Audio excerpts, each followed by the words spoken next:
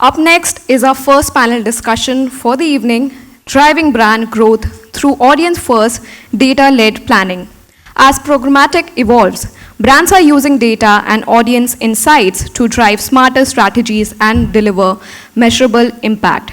This session explores how putting the audience at the center fuels growth across media, creative, and business outcomes. Please welcome our panelists. First up, we have Ranjan Mishra, Senior Director, Client Services, The Trade Desk, Francis Rodrigues, SVP, E-Commerce and Digital Marketing, HDFC Life, Reethika Nair, Head Digital Marketing, Omnichannel and Transformation, India, Dr. Reddy's Laboratories, Rushabh, Shah, Chief Marketing Officer, Rustomjee, Puneet Bekal, EVP and CMO, HDFC Securities, Nupur, Shah, Senior Vice President, Digital Planning, PhD, India, and Kavita, Jagtiani, Chief Marketing Officer, L&T Finance. And this session will be moderated by Rahul Puri, Founder and Editor at Agency Reported. Please give it up for our first panel discussion, everyone. Thank you for joining us here, everyone, and thank you, everyone, for joining us there. We'll quickly dive into what today's first panel discussion is all about. It's about driving brand growth through audience-first data and data-led planning. Anubha has introduced everyone, so I'm not going to do that again. We'll just quickly start with, unfortunately, by the way, Puneet didn't make it due to, I think, some big jam, big traffic he's faced. Anyway, my first question is to Nupur. Nupur, when you're developing a media plan, how do you approach building audience segments that go beyond demographic basics and capture evolving behavior, interests, and intent? So the way we plan on media is that demographics and geography is table stakes. It's what you see on television as well.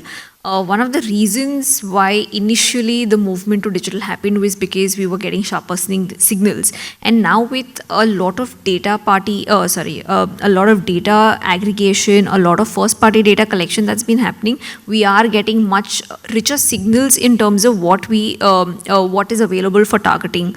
Also, as a community, all of us are on digital all the time, leaving behind a lot of data, which is then harnessed by all of these data aggregators. So there is a range of data that we use, right from intent-led data that we can get from certain partners, right from attitudinal data, what are you interested in.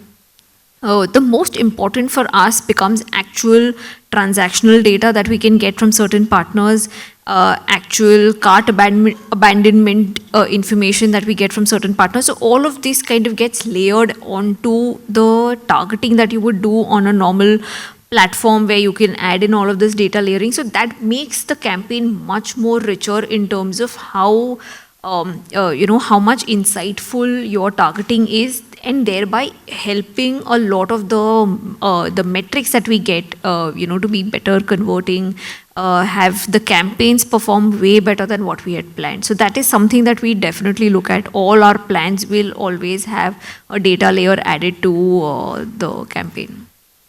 All right, thanks, Nupur. Kavita, in a category like financial services, where trust and timing both are very critical, how are you using data to understand not just who your audience is, but when and how to engage them meaningfully across their decision journeys? For those who know, L&T Finance, of course, is into retail finance, both in the urban and in the rural. And, we are actually guided by the philosophy that we aim to be fintech at scale. And therefore, data and use of AI is imperative for us to be fintech at scale. Much before, let's say, the customer funnel or the customer journey, we have the use of data at the underwriting stage itself. And that's really where the use of data really starts for us. And it's extremely critical because we're in the lending business. And for that, we've developed what we call Cyclops, which is essentially a AI ML-based credit engine. It's a 3-dimensional credit engine. And what's really interesting is, one, of course, is the first dimension is data from liabilities. The second dimension is data from bureau. But the third dimension, which is essentially the trust signals. Now, what are these trust signals? They are essentially statistically validated data points which are linked to income and consumption levels, collect data from different sources, whether it's the payment gateway or it's, the transaction data, geolocation data, as well as satellite images, which help to, score the AI model, and that helps us to accurately assess the risk of an individual. So, of course, that's really, a point of differentiation, because we're able to get a lot of new to credit customers in the fold, and almost a 34% increase that we've seen, let's say, in our two-wheeler business. So that's really the starting point. And I'm emphasizing this because for financial services, that is really important, to make sure that you get the right profile of customers.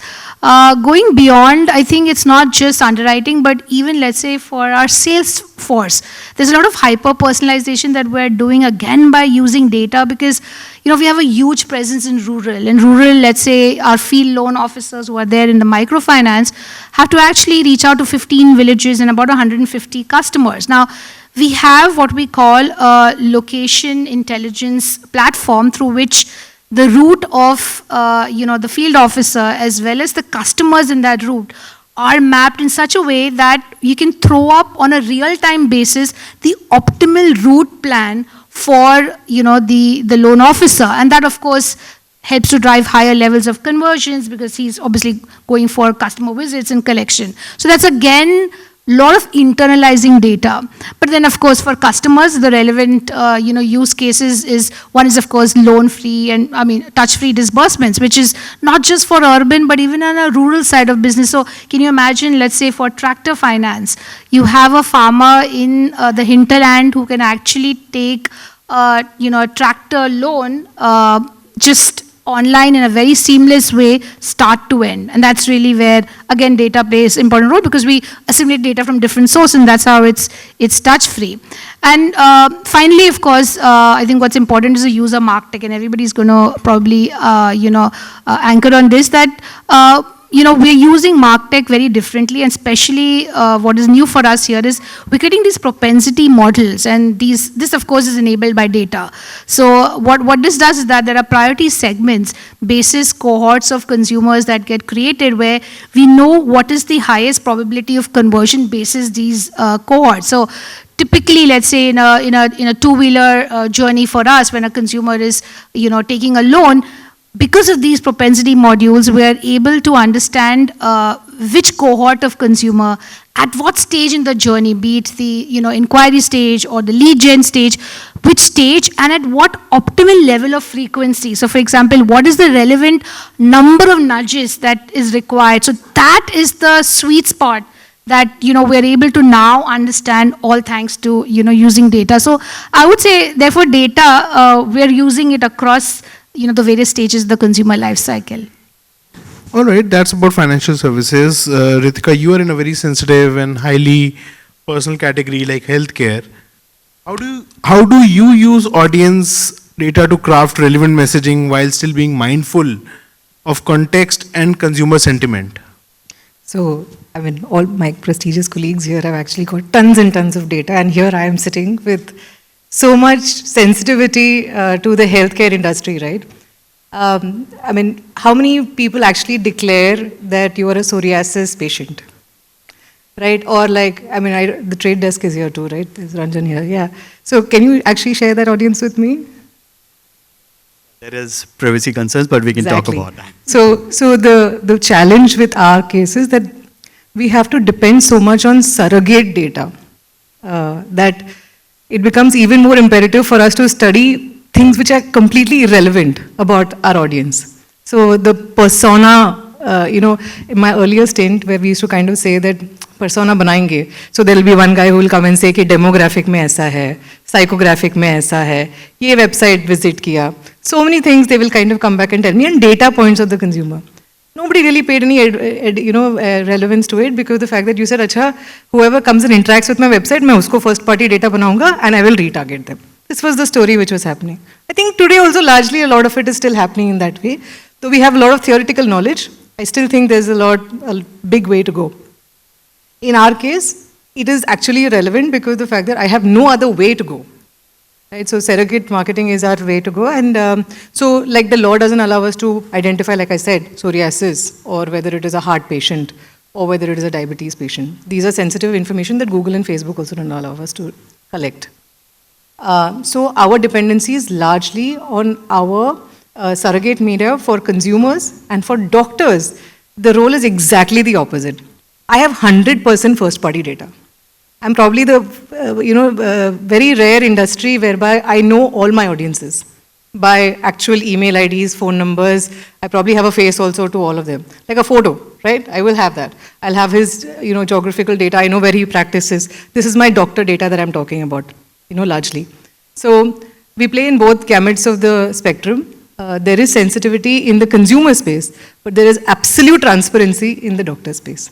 So that's how we deal with it. I hope I answered. Sure, thanks, Reethika. Ranjan, from your perspective, how can brands enhance precision planning by combining real-time signals and long-term audience intelligence to stay both reactive and proactive? Thank you, Rahul. So firstly, thank you, Kavita. You're doing a great job in terms of that audience planning, because I don't receive any more calls from L&D Finance. That's on the fun part of it. But I'm so happy to hear that how audience planning from the vanilla days of demo, affinity, and in-market audiences to become more precise, precision-based. Now, Reethika is talking about, like, this is the audience that I have. Kavita is talking about, this is based on the finance, like there is an AI and ML, so right usage of technology to reach the right audiences that who is willing to do. So ROI is no longer an aftermath that you measure, देखते हैं, planning करते हैं, whatever that comes out, we'll figure it out. You define based on these precise audiences as the evolution of data is coming more and more, that you define at the beginning of it, what's your audience is going to be, and then you come at the outside that, okay, this is my ROI, and at least from here on, and that's where the ownership of data comes into picture. So once you know what are these audiences, beyond the website and the app users, who are the converters? That's where the first audience. So we at the Trade Desk, we firmly believe in keep the customer at the center of it, and you define what are the attributes of these customers look like. And then you define the audiences that you are looking to go. And then you can slice and dice and go beyond that. So before even running your campaign across the web or the audiences that you're looking to buy, you first keep your current customer base and then define the audiences. I think that's where the planning starts, and that's when you define and grow the customer base and bring back the data to further learn from it, and that's how the audiences further grow into the ecosystem, and you have the right measurement then takes place. Right, thanks, Ranjan. More on that when I come back to you. Before that, Rushabh, real estate decisions often involve multiple stakeholders and very long timelines. How do you tailor data-led strategies to effectively address each audience layer from influencers to decision makers? Yeah, so this category is very high involvement. And the involvement goes significantly higher with the ticket price going. So, it's first of all, it's a family decision. You've got, say, the guy or the woman of the house deciding. They influence each other. Then once that layer is passed, then you have your kids. They will come to see what is on offer. They also play a pester power in a way that, that project had a bigger swimming pool. This project has a smaller one. This one has a pool which is far off from the apartment. Yeah. Then you have also at times their parents. So they have a very different way of looking at a project. They will look at security. They will look at senior citizen friendly spaces. And then these guys also come via channel partners or brokers. So they have their own business to run, projects to push. So while there is a demand or the primary buyer, say for example, not to discriminate, but the man of the house, he will look at location, my office, my budget. Yeah, if it passes, then the wife comes into the picture. She'll say, okay, you know what? इसका वास्तु ठीक नहीं है. Yeah, so the Vastu consultant also comes in. Then you also have her thinking about the kids, the school. Is there a nearby medical center, hospital? Then you have the broker actually pushing because he's getting a better brokerage somewhere else. While, say, my property fits the bill perfectly for the family, but it's not very good for the broker. Yeah. So this is the ecosystem that we have to operate in. Now, although it is complex, what we also do is we also study the market. So there is data available for us through central bodies like CRE Matrix, where all the deals are registered. So I know who's buying from where.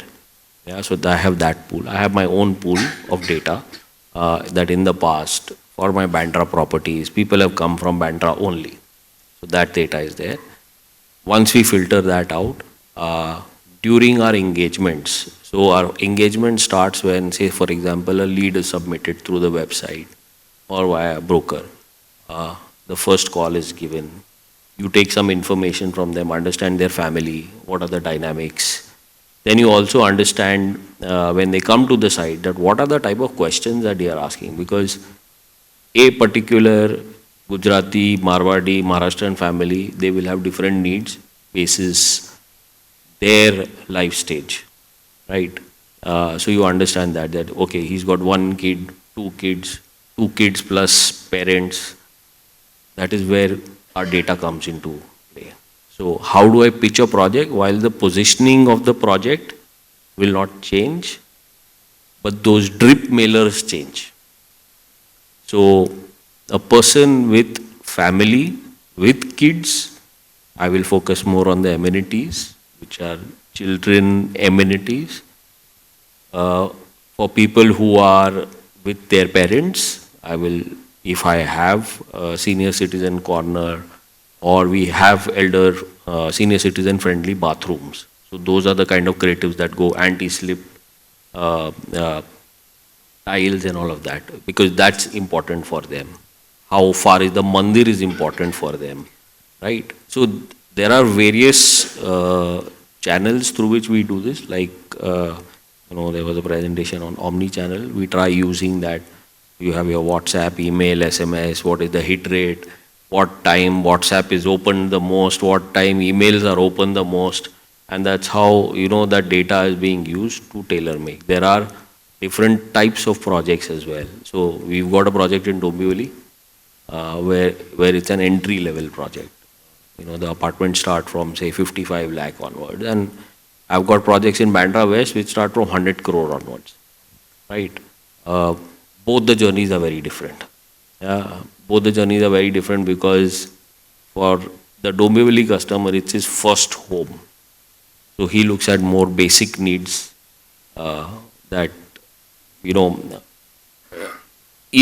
am I getting the actual space what the developer is telling me?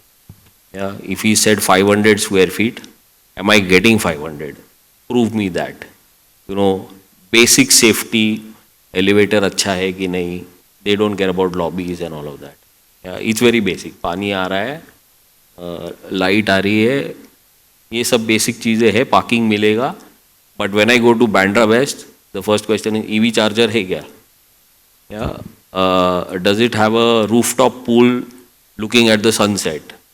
The questions are very different. So that is the way, because over time we've got this data, we tailor make our mailers, our communication, even our sales pitches to an extent, where we are sure that this is a particular kind of customer profile, then this is the way to pitch. So that's how the data is being used, while it may not be 100% accurate, because every parent has a different expectation from the project, and we have to kind of generalize it in a way. But we know senior citizens, they look for these 5 things, and have to give all these 5 things to them to kind of excite them for the project that we are trying to sell. Thanks, Rushabh. I think it was very elaborate. We now understand how real estate marketing works. Moving from real estate to insurance. Francis, insurance buying is often triggered by life stage or emotional needs of a person? How do you leverage data to identify intent signals and reach audiences at the most impactful decision-making moment? Yeah, I think that's a nice question. I think insurance more than any other category is very, very life stage dependent, right? The moment you think about your first policy is when you get your first job, and now with tax brackets changing, it's a different thing. But initially, it was tax saving karna hai life insurance. Right? The second time when you actually think of life insurance is usually at the time when you get married, right? You bought a life insurance policy. You have a nominee as one of your parents. Both Indian boys and girls being very good children, they don't change their nominee. They buy another policy in the name of their spouse, right, where the spouse is a nominee. So that's usually the second stage. Third stage is childbirth. It's the time when you first realize that there's someone truly dependent on you, right? The other stages are, job advancements, sometimes retirement. These are again important stages. And finally, I think one of the most, strongest, life stages when there's a death of an immediate parent. When I say immediate parent, either your parent or your spouse's parent. That's usually at a time when you suddenly realize that okay, life is very ephemeral, and you need to figure out how you are providing for your loved ones in the future.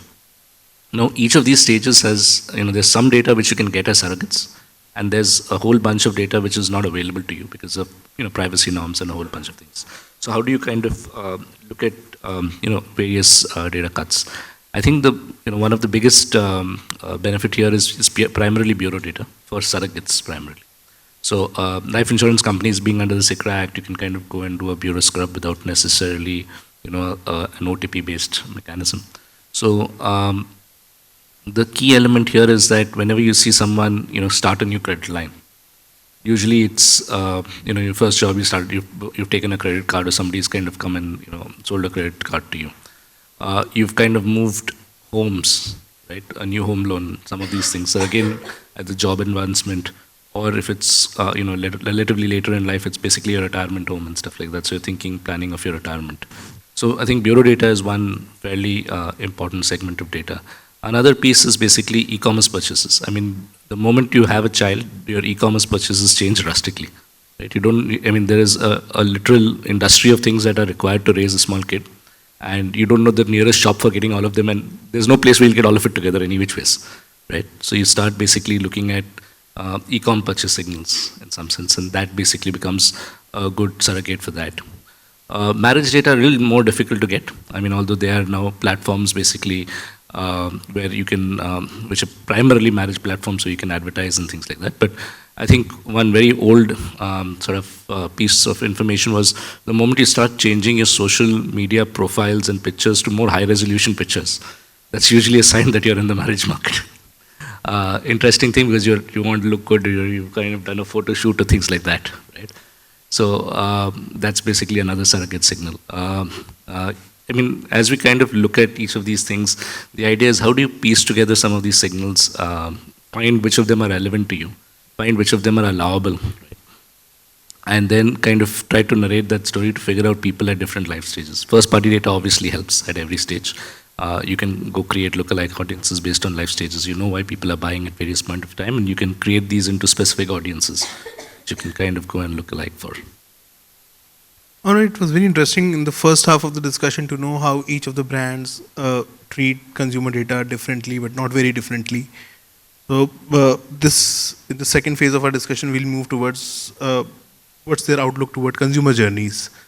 So Reethika, coming to you first, as consumers' journeys become very non-linear, how do you connect digital and offline touch points to enable more accurate measurement and informed planning decisions? Firstly, I don't agree with that statement, because I don't think consumer journeys are not linear. The number of journeys have increased. But there is a journey, people move forward in things. So there is a linearity of sorts which kind of happens. It's just that there are so many different types of journeys that one needs to address to.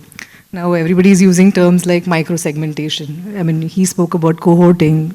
She already has so many cohorts that she gave examples on. So, in my experience in the pharmaceutical sector, what we have is the whole first-party data.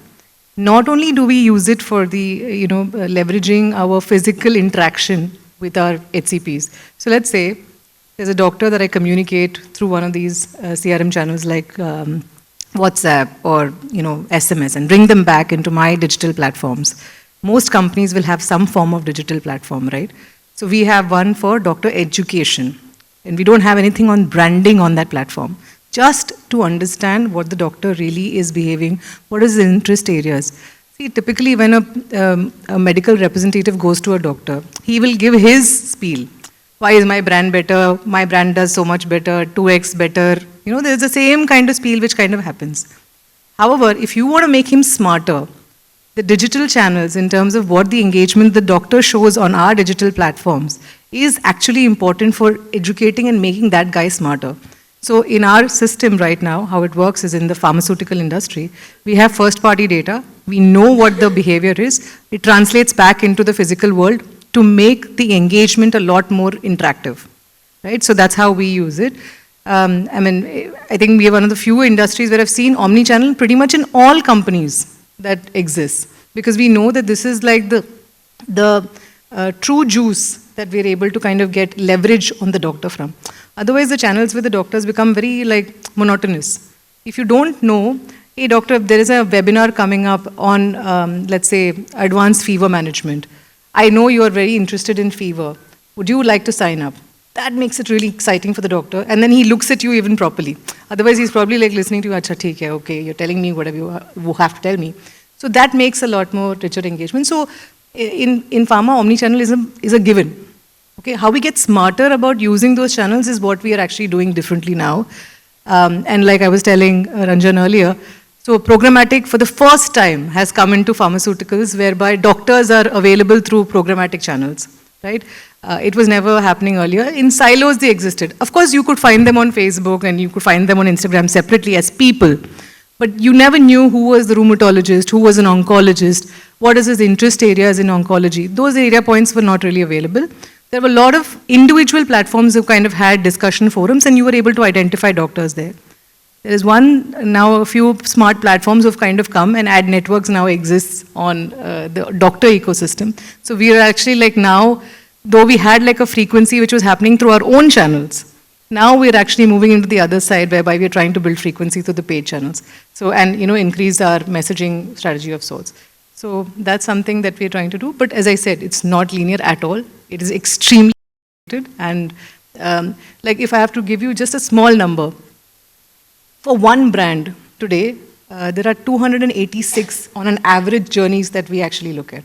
So that's the complication which we deal with and exist. And thanks to, of course, we use Salesforce quite extensively, and we are able to manage to crack this.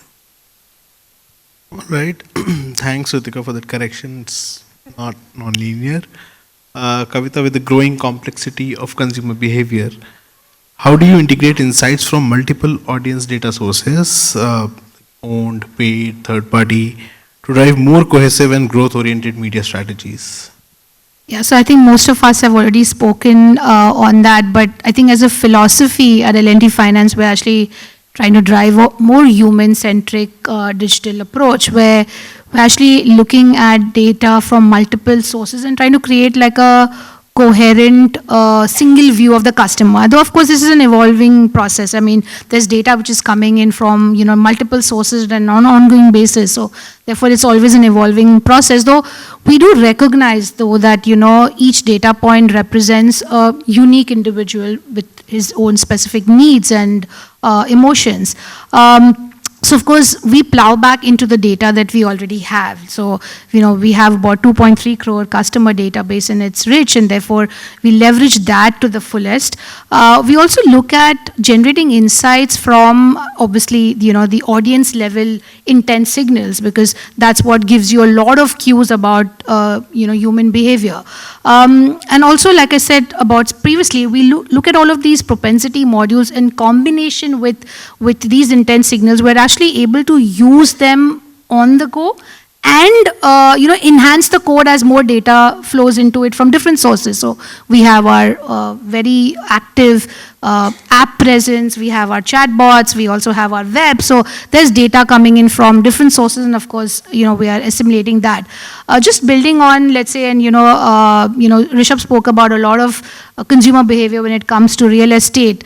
Now imagine that if we overlay that data with, let's say, consumers who are actually looking for financing their home loans. So that's another read that we have, which is, what are they really looking for when it comes to taking up their home, whether, like you rightly spoke about, a home that's closer to, wherever the amenities are, and therefore we have that sort of view of the customer, and that's what actually led to, and I can give an example. We created something called a complete home loan, which is really understanding what are the unmet needs of consumers when it comes to taking a home loan.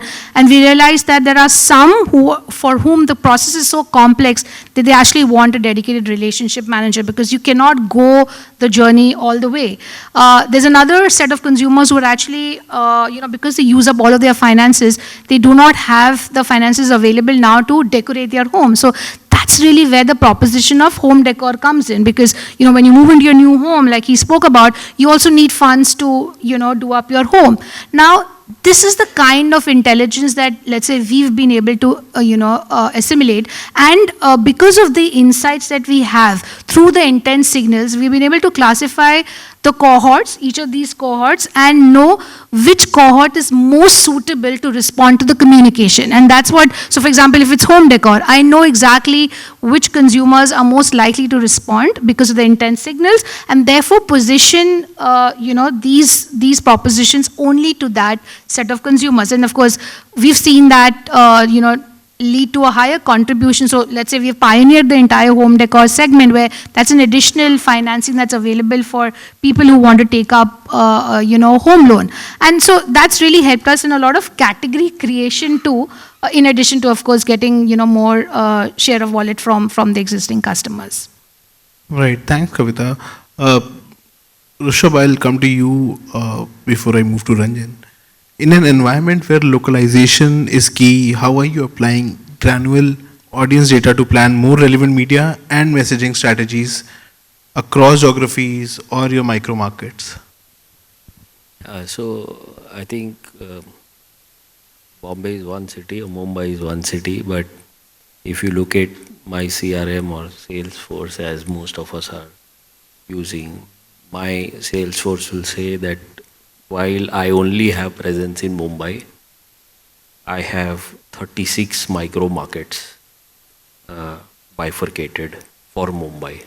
Yeah, there is, you take an example of Ville Parle West, and then you have a Juhu scheme in Ville Parle West, and you have, so it's almost down to the pin code level where I have to actually bifurcate, because the requirements for us to understand the consumer is very, very high.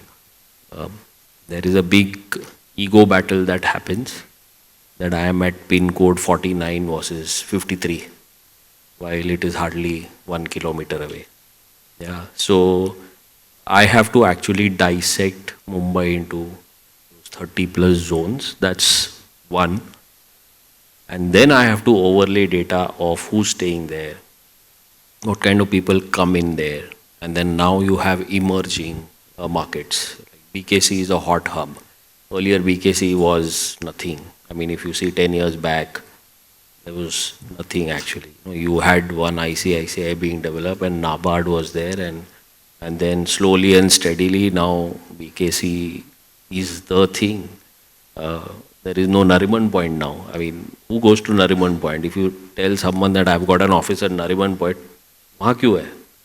That's the first question, right? So these are emerging markets. The way we also do localization is, now we start tracking journey. So the first call that happens from our side is extremely important to understand where do you currently reside and where's your office. Yeah, so then I start mapping these two data points.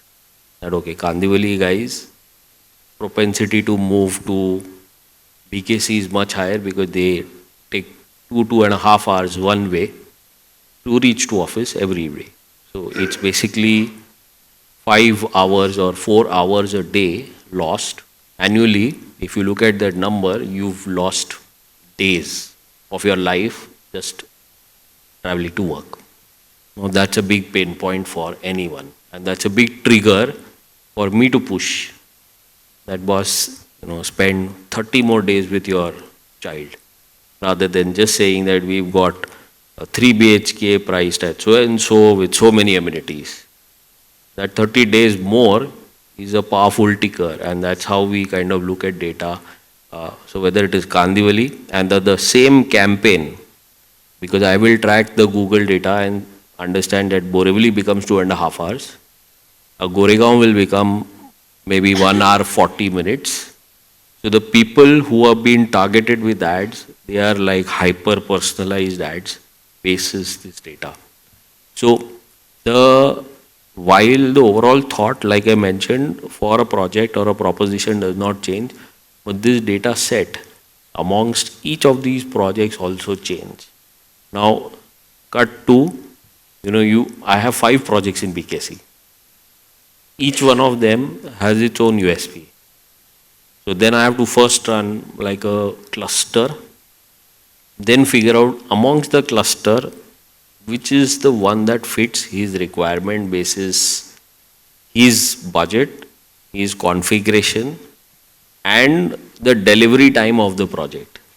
So it's something that we've done it very successfully. Secondly, when we are looking at localization, so there is a Veleparle, there is Dobivali, there is... Now, each of these micro market also have their cultural differences, like a Matunga and Mahim, significantly different, right? The kind of stuff that we do for Matunga will be, enjoy the cultural life, but a Mahim will be closer to BKC.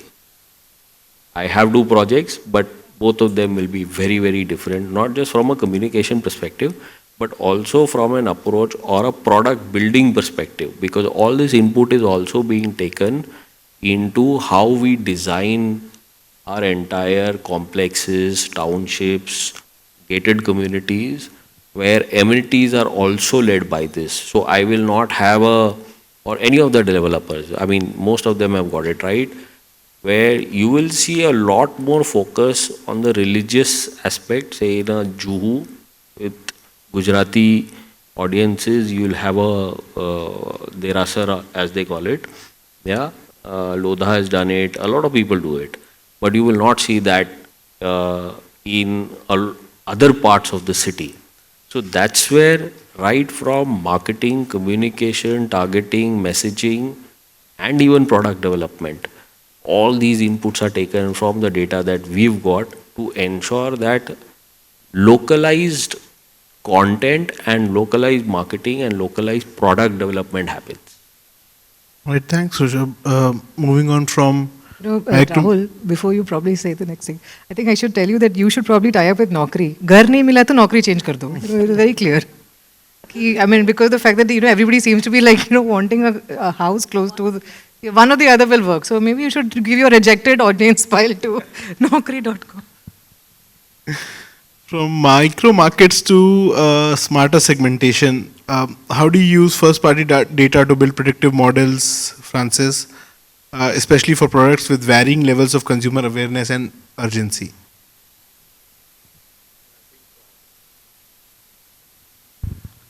From a first-party perspective, I think a lot of information is available with insurance firms. I think we have 115 fields which you need to fill in order to get an insurance policy.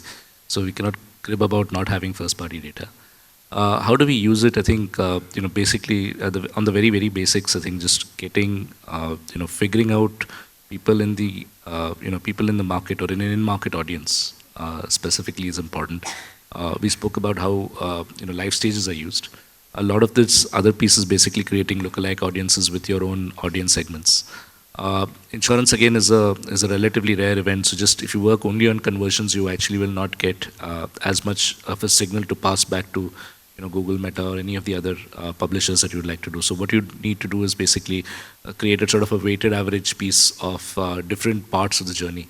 Whether it's a lead form, it's a qualified lead, it's basically someone who's kind of moved ahead in the funnel and someone who's finally bought, and created this very smart movement back across various segments.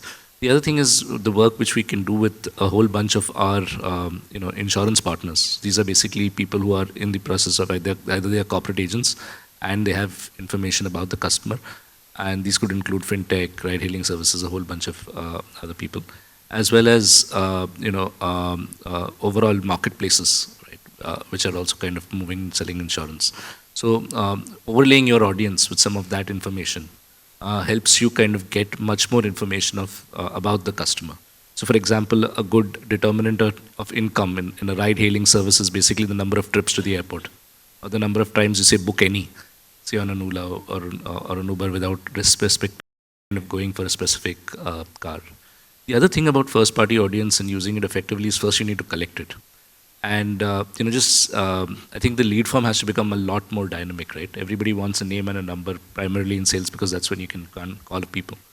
Having said that, somebody may not necessarily be as keen to do that, in their first visit to your website or wherever else. They may be okay to give an income range. They may be okay to give you their PIN code, right? And some of these information is very, very useful from an insurance perspective. You have basically a negative PIN code list, you have a preferred PIN code list, you have basically income ranges which will tell you, okay, this audience for whom you don't know the name yet, at least you have an indicative income and stuff like that. So how do you smartly collect first-party information and trade it for value, right, which the customer, with a customer which he's willing to give you, and use that to start building at least smarter prospect channels becomes very, very useful. Thanks, Francis. Nupur, you represent a lot of brands put together. What shifts do you foresee in how planners will define and measure success in audience-first campaigns, and how can brands prepare for this evolution? So a couple of things have already started happening. When I mentioned earlier about us using data segments layered onto the regular targeting that we do, one thing that is a very easily doable thing is a normal A/B test that we do. We compare a data partner segments metrics versus the metrics that we'll get from native advertising. What we see from a media metrics point of view is that CTRs and VTRs are always up, to the tune of 15 to 20%. So that is something that's a very easily manageable, job that can be done for any brand, irrespective of the kind of digital maturity that they're showing in terms of collection of first-party data or having first-party data. Of course, the second level goes then to do a very, very sophisticated modeling or propensity modeling that Kavita is already doing, which again, not a lot of advertisers do. There are very few select advertisers who are doing it, because that also involves a lot of cost investment from the brand perspective to first collect, enrich, nurture that data, and second spend on analytics and see what is the outcome happening. While all of this is happening, while planners will continue to measure it on a media aspect, we'll kind of try and do isolated lifts to see if there has been some movement happening, or for a lot of our e-com or retail clients, we try and see if any if the average order value has gone up. We've done a multiple tests where this one was very, very interesting, is where we tested a first-party data segment and a second-party data segment in terms of how was the average order value. So while we saw the conversions were very good for the first-party data segment, but the average order value was much better for the second-party audience segment. So we can't really say that, I'm only going to be, dependent on my first-party data. It is an entire ecosystem that we'll have to work towards, just like how, when digital was upcoming, people said TV is going to die, but, TV continues to be a significant medium where people are continuing to advertise. We can't say that we are only going to be focused on one particular data segment. It will have to be multiple data segments that we will be looking at, multiple data partners that we will be looking at, because one data partner might give us behavioral data while the other might give us transactional data. So that is something that we are cognizant of when we are building plans and then reporting the delivered plans and measuring the success of that campaign. Right, thanks, Nupur. We are almost at the end of this set of discussion. Ranjan, I'll have you let you have the last word on how do you advise marketers and agencies to evolve from campaign-based planning to a continuous audience-led campaign, where planning and optimization both happen in real time. Great question, and thank you so much. Most our esteemed kind of co-panelists have been collecting data and using the first party data somewhere or the other. And that coexist and continue to. As the digital marketing landscape evolves, as in more user information, you get to know about a user. For example, just the consumption of data that used to happen probably 5 years ago, you get to know more about user now. That's what enrichment goes. So now we talk about first party data, it's just the converters. People are going, buying, doing purchases and so on. It could be in any of the categories.